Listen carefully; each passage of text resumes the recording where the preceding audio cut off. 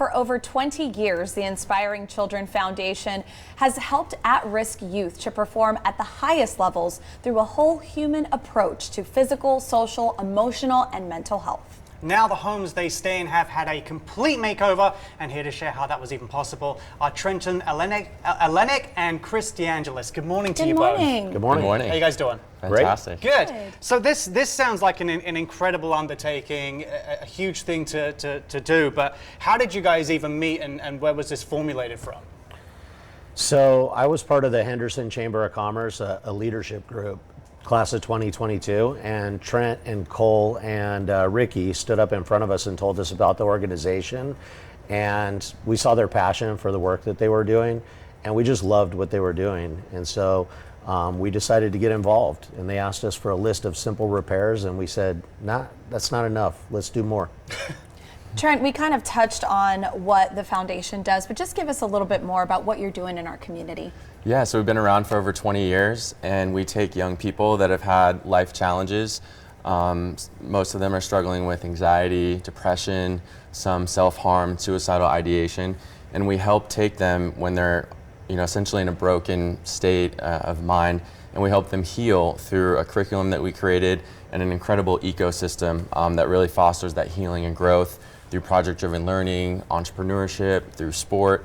And these houses have been complete game changers because we do have students that are from the Valley, but also from other states and other countries that have come to stay in those homes and be part of the program to really turn their lives around. Right, the homing is just a part of the entire encapsulating organization, but that's an essential part. And you were mentioning before that they were kind of run down a little bit before, they needed some TLC, and that's where you guys came in.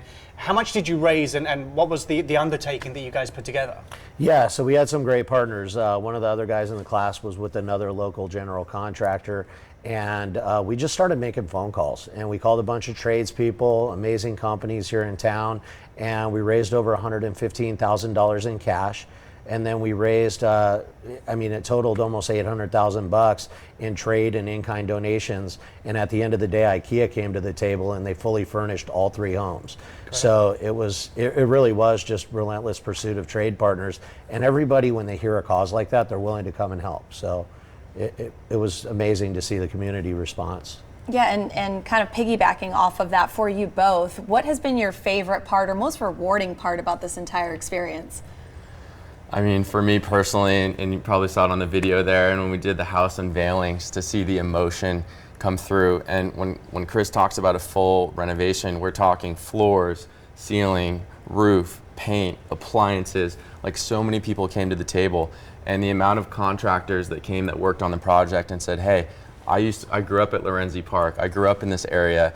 If I had this program, I can't imagine, how that would have helped me in my journey, where I am today.